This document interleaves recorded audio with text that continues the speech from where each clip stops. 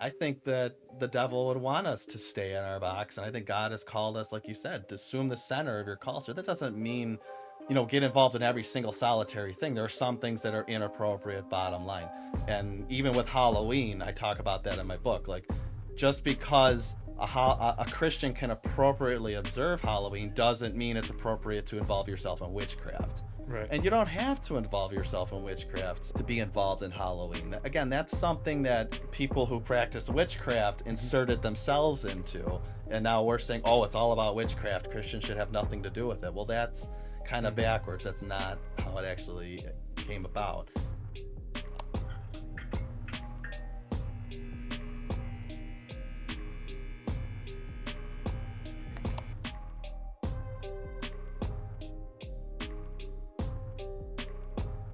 So hello everybody and welcome back to Grace Nerd. It's been a while since I've uploaded to the channel, but I've got a special occasion this October. I've got a friend of mine in the office and we're gonna have a little bit of a conversation about a recent project of his. So let's introduce my friend, Matt Sargeant. Say hello. Hey, everyone. Yeah. So how far back do we go? I was about 11, I think. We started going to the church you were going to, I think 98. Yeah, it was like 1990. Yeah, wow, 98. My dad did some youth pastoring out there in the Buffalo area. We've basically stayed connected on some level ever since. Yeah. Mostly over Buffalo Sabres hockey. Yeah, that's a big thing. You're one of my converts. Yeah. As far as I do have to fans. give credit to Joe Miller for Okay. for Okay, a lot of it, because I watched when we were in the finals with the Stars at his place. Yeah. But I definitely kept up with it with you guys. You guys brought me, I think, to my first Sabres game. Yeah, that was my first Sabres game too. Yeah. That's right. I think my dad bought a ticket for my mom, and my mom didn't really feel like going, and I was like, "Oh, we'll call Eric," and you were just kind of like, "Yes, I want to go." Yeah, that was fun. Yeah. And so you've made the trek over to my neck of the woods today, and it's October. So It is. definitely some holidays coming up this month and the next month. But so, like, when did you start writing more? Like, I know obviously both of us, we've been through Bible college and things like that. Not the same colleges, but definitely had our share of like academic writing. What sort of inspired some writing beyond academic stuff? I've always, at least as an adult, I've always liked writing. Not necessarily publishing. I did a little bit. I worked for a newspaper for a few years. Got to contribute here and there. But I've always liked just writing out my thoughts once in a while, and usually it just goes to maybe not even as far as sharing it on Facebook or anything like that. But this particular project that we're going to talk about was just something that I wanted to figure out for myself as a Christian, as a father. And as I was doing some study, I thought I wanted to organize my thoughts. A lot of times my writing is just my attempt of organizing my thoughts and helping me process something. And so then the more I did it, the more I started to think, I could add some structure to this. I could make a blog out of this, or maybe, it got bigger. It's not a big book, but it was bigger than a blog post, where I thought, maybe I write a book. Maybe I give that a try. I thought of the idea of maybe publishing someday. Not this topic particularly, but I thought, this might be a good test run, foot in the door. It's an interesting topic. I think it's a controversial topic among a lot of Christians, and I think it's fairly unique. There's not a lot out there, and I think my perspective was more unique than you tend to see. So I thought this might be a good start in that area. Wherever it goes, if I'm going to write more, that's all to be determined. But that was about a year ago that I really started writing it out and having that idea in the back of my head. Hey, maybe I'll try to get this published. Now, it's obviously a controversial topic for a lot of Christians, but here's the book, Redeeming Halloween, by my friend Matt Sargeant here. Probably just the title itself probably just divided everybody who's listening who's a Christian, because it's obviously a divisive topic that's been argued about, probably with more heat than light, as they say. How about you give us sort of the premise of the book?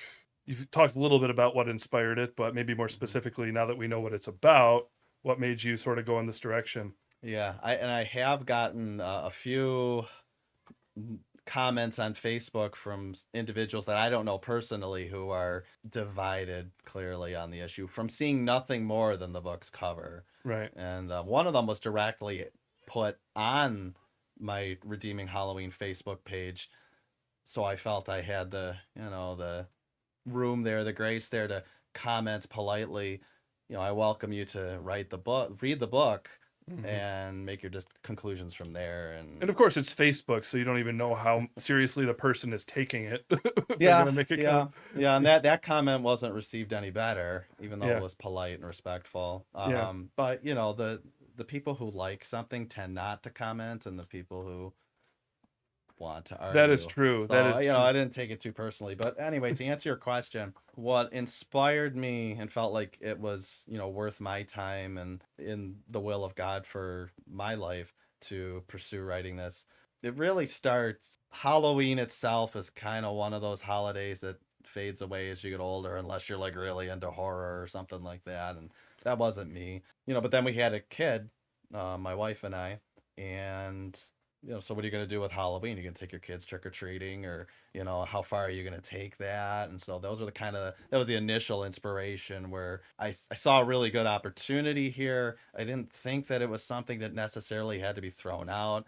I don't take that perspective on cultural things or secular things anyway, that it's all bad. We're, as Christians, we should be examples of wisdom and even creativity, and instead of letting our culture dictate what we can be involved in or not, we as Christians more or less setting that pace, because our God runs the show. I know the Bible says that the world is under the power of darkness, but God is sovereign over even that. And we are his children, we're the regents of his creation, and I think we're called to redeem whatever aspects of culture are redeemable, not in the sense that it's regenerated like we're redeemed, but being able to take things in our culture and use them for spiritual good. And I saw that opportunity with Halloween, and there's a lot of objections, and I find out that a lot of that comes from a misunderstanding Hmm. of the history of the holiday. It's not it didn't originate with witches. It has nothing in its roots to do with Satanism, and even things like blood and gore. There's those all came in a certain way that doesn't disqualify it from Christians. So the book itself starts, the first part is the history of Halloween, and the point of that isn't just to, oh, this is cool, I want to tell you about it. It really helps set the foundation for how you're going to approach the holiday. When you understand where did those traditions come from, where did the actual holiday start, and where did all that objectionable stuff come from, Hmm. and then it allows you as a Christian to see, okay, this is what the holiday really is, and this is how Christians can use it without getting involved in whatever you choose is inappropriate for Christians. The book does go into some of those biblical themes that are associated with Halloween. What does the Bible say about death? What does the Bible say about the fall season? And then the final part is practical. And I try not to be, judgmental and saying this is how you should practice Halloween. This is how you should live life as a Christian, because we can all get divided very fast when we start talking about that stuff. But offering suggestions, hey, here's where I draw the line. This is why, you know, maybe your line is somewhere else. And Hmm. here's where we can talk about it instead of pointing, accusing, dividing. Hmm. So that's really in the nutshell what the book goes through, but also explaining, the mindset behind it. Hmm. Yeah, so talk about a little bit of some of the well, talk about some of the points like that you discovered. Like what was new to you as you studied that you discovered in terms of the origins of Halloween? Like how much did you learn or how much did you already know that made you want to read the book versus Hmm. how much did you discover as you studied to write the book? I didn't really know a lot about Halloween's history, actually.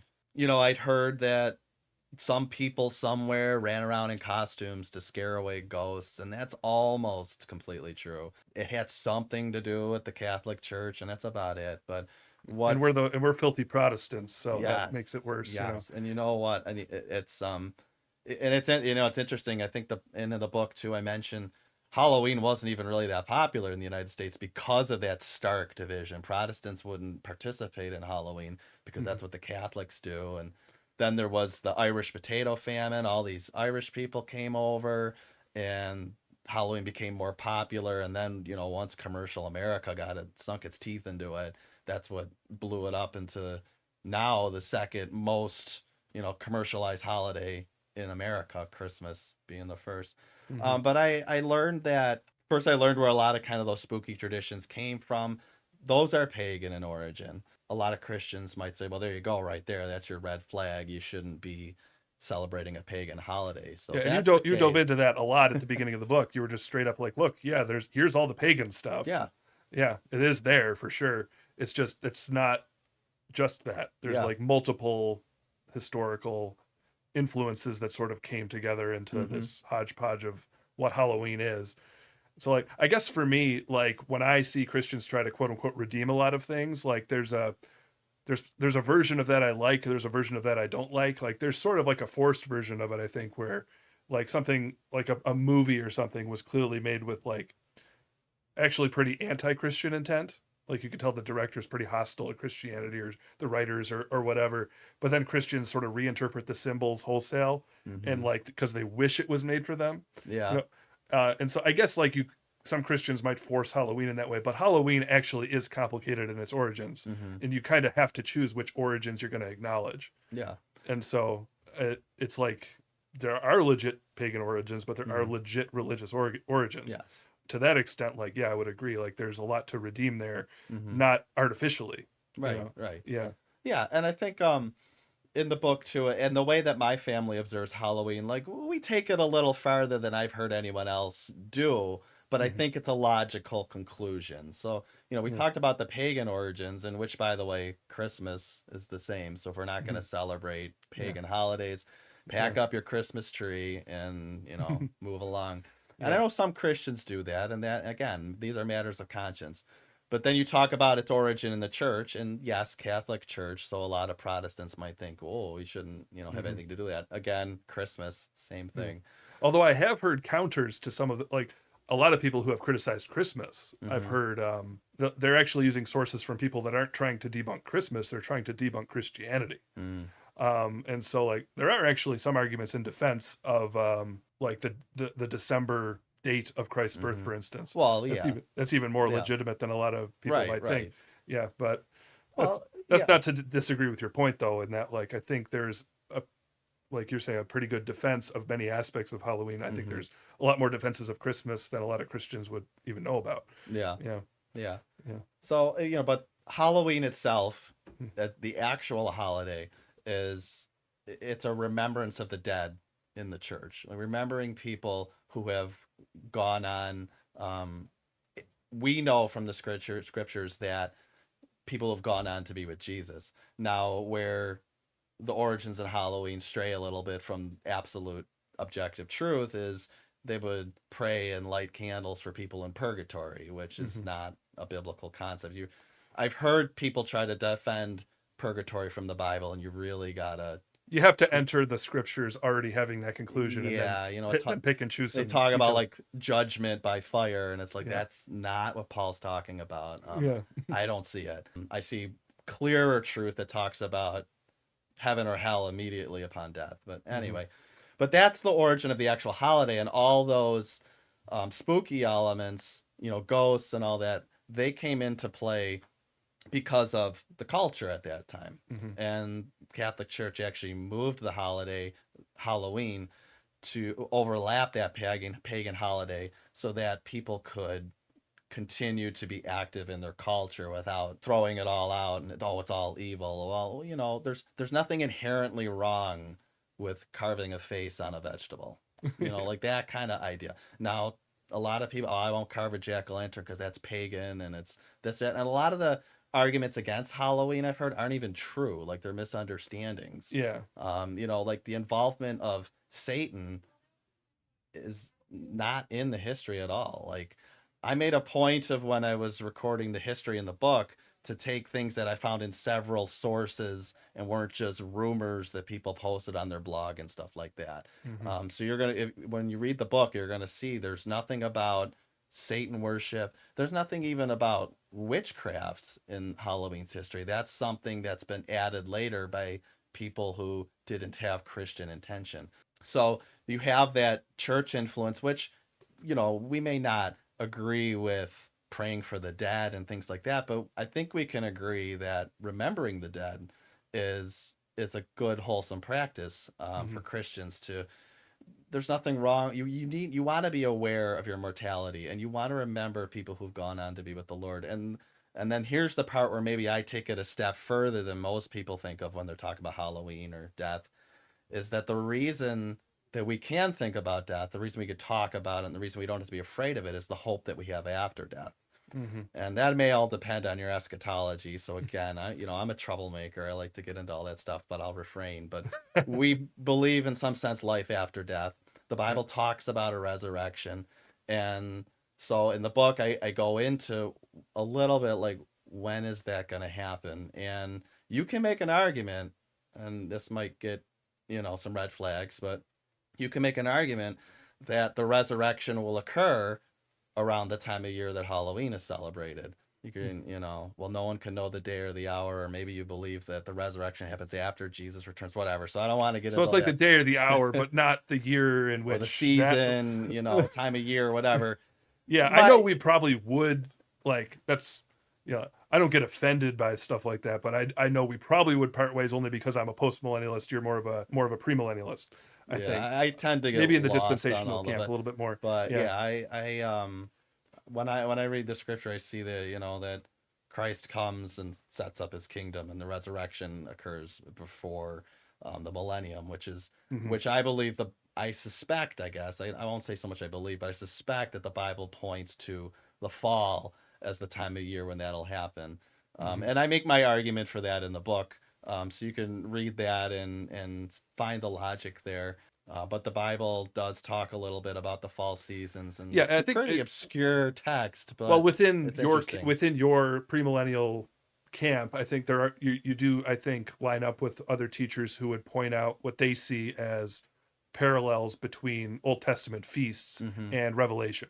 Yeah, And so yeah, that's not a new idea, right, right? right. Yeah, Like, this wasn't, and I even looked into that a little bit. It wasn't like this crazy idea that came up with me. It actually gave me some solace to see, oh, there's other people who are smarter than I am yeah, who have seen this yeah. possible Yeah, I connection. would just say that's a debate for you to have with other premillennialists. Yeah, Whereas yeah. I get to avoid, But anyway, yeah, my point is like, I get to avoid the controversy altogether because I'm a postmillennialist. But that's more, regardless of where we all fit on that eschatology yeah, time frame, my point is we all believe in hope after death, absolutely, yeah, and we all believe that we can look at a holiday like Halloween that's about remembering and dwelling on mortality and not be afraid of that. Like, one of the things I say in the book is like, shouldn't Christians of all people be the ones that aren't afraid to celebrate a holiday hmm like Halloween that reminds us about death, because we're the only ones who have hope, and we're the only ones who have no reason to be afraid of anything, because we trust that Jesus is sustaining us through life and death and beyond. So, that's kind of the logical flow of my celebration of Halloween. The book also talks about just how a little bit about how our consumerist culture is, like I said, sunk its teeth into it, and made it all about candy and costumes, and then Hollywood hmm got involved with all the blood and gore and all that kind of stuff. But just because the world may take things too far doesn't mean we have to surrender it either. I right. mean, if that's the case, then the rainbow doesn't belong to us as a symbol anymore, because that's been taken by someone else. But we had it first, so we hmm hold our ground. Yeah, Not to the get into another controversial topic. Like I oh said, sure. I'm a troublemaker, but I do Well, it in love. the sort of the broader general theme. I think you touched on it in the book, and I mean it's obviously relevant to the whole thing, but it's something I've touched on the channel before. Is what I've heard, like the summary sort of idea is that Christians should what's called assume the center in Hmm. culture in a way that I think a lot of Christians have really abandoned, in that like we in a sense sort of embrace sort of a small box that culture sort of has assigned to us. It's like, Hmm. well, you got your, I mean, it's not so much an anti-Christian thing. I think staunch atheism is sort of out of style right now. It's actually not the Mm-hmm. big movement you see in culture, but people are a little bit more of a fan of like a vague spirituality, but it's in a way that your spirituality serves you. Mm-hmm. And then so they'll look at Christianity and go, oh, okay, well, there's another spirituality. What's it going to do to benefit a person? Yeah, You know, that's good for it's like you. you give okay, so Bravo. it gives you some positivity in your Yeah, life. yeah. But like if we actually assume the center and see Christianity as sort of an interpreter of all of reality, then we should have more of a voice Mm-hmm. in areas where dark themes, for instance, are covered. Mm-hmm. You know, and so like I see something like Halloween where the topic of death is tackled. We go like, well, we should like some Christians, it's almost as shallow as they basically say we shouldn't touch it because there's dark themes. We're about positivity, Yeah, but I think we actually should have a voice when it comes to the topic of death. for sure. I mean, Yeah. that's like the most obvious statement ever, but like, you know, it's Well, yeah, and as Christians too, like I said, our view of death too is, yeah, it's still dark, and the Bible still describes it as an enemy. He says the last enemy to be destroyed is death, so it's an enemy. It's not our friend. mm-hmm, And yet God still uses it, so mm-hmm, that he can continue his purpose, because he's got more for us than just what happens before we die. mm-hmm, And don't you think that the culture, the however you want to call it, the wicked culture and Satan and whatever, don't you think they want Christians to be marginalized to our box? You just stay there and play with your friends, mm-hmm. and don't get involved out here because we don't want it spreading. Like, Yeah. I mean, I think that the devil would want us to stay in our box. And I think God has called us, like you said, to assume the center of your culture. That doesn't mean, get involved in every single solitary thing. There are some things that are inappropriate, bottom line. And even with Halloween, I talk about that in my book. Like, just because a Christian can appropriately observe Halloween doesn't mean it's appropriate to involve yourself in witchcraft. Right. And you don't have to involve yourself in witchcraft to be involved in Halloween. Again, that's something that people who practice witchcraft Mm-hmm, inserted themselves into. And now we're saying, oh, it's all about witchcraft. Christians should have nothing to do with it. Well, that's kind of mm-hmm, backwards. That's not how it actually came about. mm-hmm, So I think it's an opportunity where Christians can, like you said, assume that center. That's what we try to do. We mm-hmm, look at it as an opportunity that every year, I read one place where they called it reverse evangelism. Instead of going door to door, they're coming to you. And mm-hmm, I'm not saying, we don't preach a sermon. We don't even hand out tracts. Some people do, and that's fine. I don't want people thinking I'm trying to like recruit for my church or something. But we open up our garage. We have cider and donuts. We give out candy. There's crafts and stuff if the kids want to stick around, do a coloring sheet. We have a slideshow on our TV with like Bible verses that have to do with death, resurrection, Christ's return, and fear, with like, Halloween imagery and stuff like that, just to show that, hey, yeah, we're Christians and we're hospitable, we're generous, we're mm-hmm. we're fun, we're friendly. We're not locked up in our basement every October 31st waiting out the devil's holiday, which it isn't and never was. So I think it gives us an opportunity to be salt and light in our community and show people how Christians can be appropriately involved in culture. And then on top of that, you're giving yourself an opportunity to teach these truths to your children.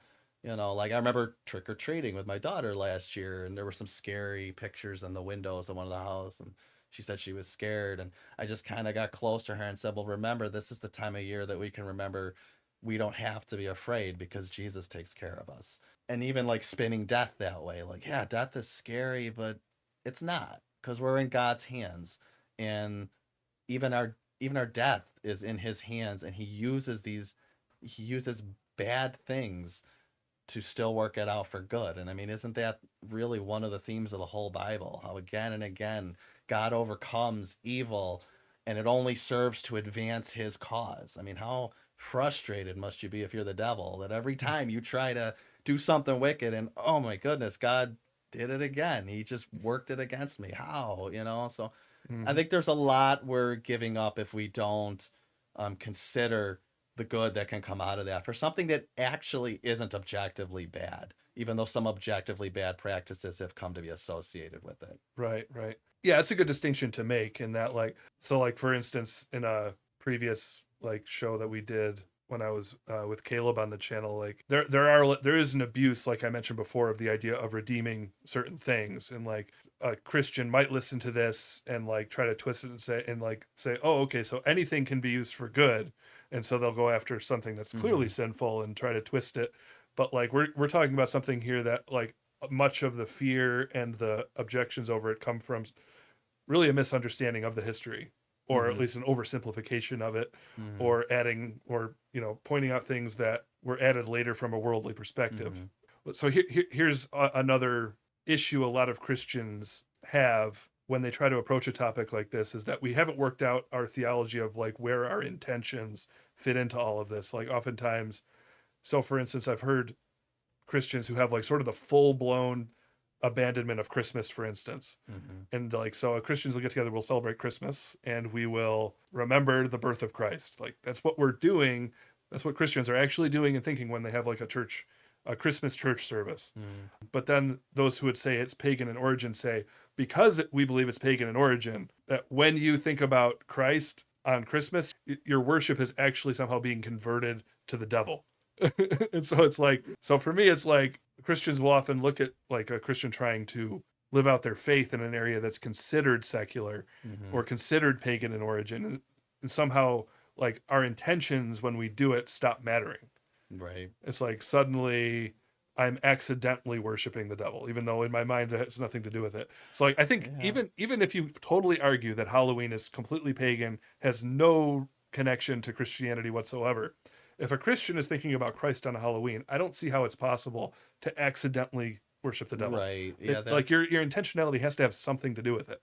Like, I think so. And again, you're not doing anything that's inherently wrong. And like I said, the in my book, I kind of outline some of that stuff. mhm, Just because you're celebrating Halloween doesn't mean, so it's not objectively wrong to wear a costume and go trick or treating.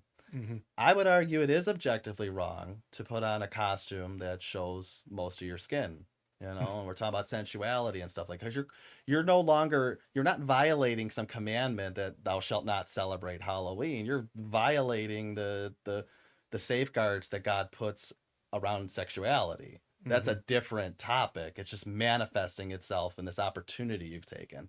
So there are mhm, certain things that are inappropriate, but there's nothing intrinsically inappropriate about trick or treating, dressing up, giving out candy to kids, bobbing for apples, carving a mhm, jack o' lantern. I mean, I saw a book at a Christian bookstore just today and I've heard this use of the jack o' lantern before, but it was a cute kids book that kind of went through the stages of picking out and cleaning up and carving out a pumpkin, and this is how what God does to us when he saves us and sanctifies us. He puts a smile on our face and a light, and okay, so that practice started because people were trying to scare away an unsavory character.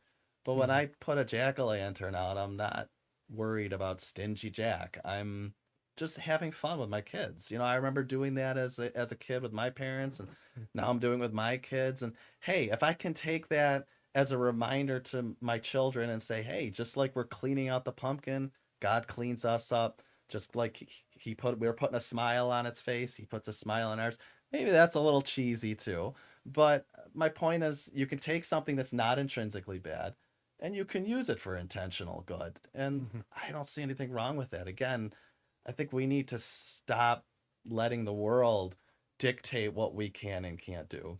mhm, And we need to allow the scriptures to do that and stop saying that things are wrong that aren't intrinsically wrong. Like, I think and again, like I said before, as Christians, we should be some of the wisest people on earth. I mean, really the wisest. And, the thing I'll say about wisdom is the great thing about it is that it's easy to get. And you might think, well, I'm kind of slow in that area. Well, then ask. That's what the Bible says, right? Ask, and he'll give you wisdom. mhm, So we should be wise enough to be able to make those discernments instead of just backing off from everything. Maybe we do that at first, and I say that in the book. Like, if you're not convinced, that's what it talks about, matters of conscience. We don't have to celebrate any holidays. We don't have to abstain from anything that's not intrinsically wrong.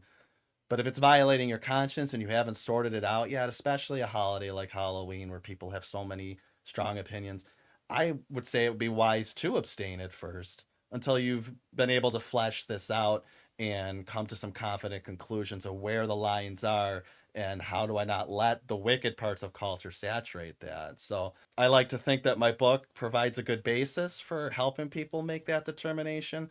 But I'm not so conceited to say, you've got to take all your notes from me.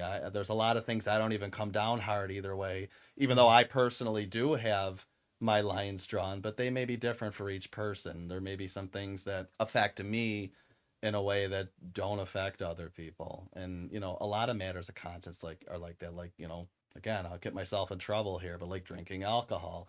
I'm not That's gonna it. Get out.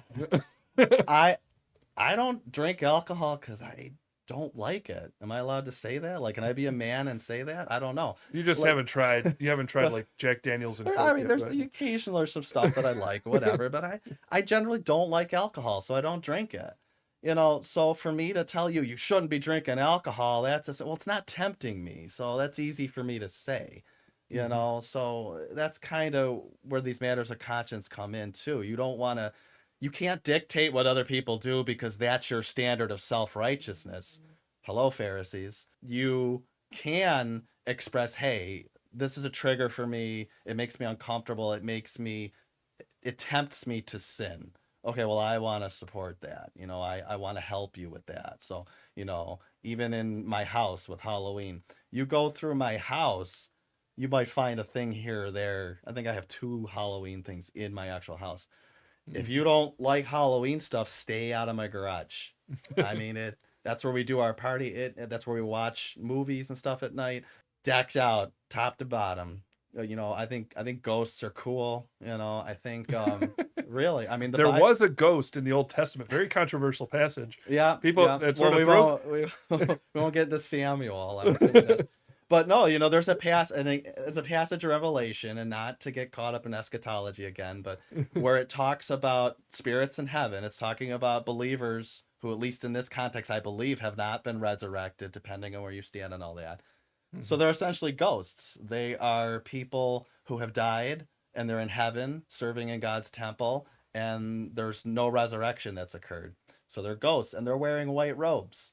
And ghosts wear white robes. I mean, how cool is that? I know that wasn't John's intention. That wasn't the intention of the people who put white burial shrouds on ghosts. But like, just these connections we can make as Christians. Like, hey, look, they're wearing white robes. So when I see these little white ghosts hanging from my garage rafters, it makes me think of that passage in Revelation. Like, one day we're going to be before the throne in white robes, and it may not, again, wherever your eschatology lands you, but we may not have our bodies at this point, but we'll still be before the throne in white robes, just like these cute, harmless little ghosts, So there's certain things like that where, that's an example, I guess, of redeeming Halloween. But again, you don't like that, that's not your thing, just don't go in my garage. That's all. There's nothing for you out there anyway. I'm not going to ask you to go out there and get my lawnmower, So Almost sounds like get off my lawn. but it is that supportive intention that I'm not going to trigger somebody who might, I had a guy tell me, just all the spooky stuff kind of makes me think of the demonism and associates with all those horror movies with the devil in it. And it just makes me uncomfortable. So I would say, hey, come over anytime. You're going to want to stay out of my garage. That's all, it's just, I don't have to get rid of all of it because it's not objectively wrong. But I try to do it in a way that's sensitive for people who maybe are tempted in that area. The same thing, again, wherever you stand on alcohol. If you have a recovering alcoholic in your house, don't leave alcohol out. But if they're not there, then that's up to you, So where can people find the book if they want to buy it? The book is available on Amazon. You can search Amazon. On Amazon, you can search Redeeming Halloween by Matt Sargeant. I found out after the fact that there is another book with this title, but you should be able to find this one. Redeeming Halloween by Matt Sargeant. I'm sure my name will be somewhere in the description, but just in case, because everybody spells it wrong, and that's fine. I still remember how to spell it from when I would like hang out at your place. But yeah, well, I know how to spell your name if it's worthwhile.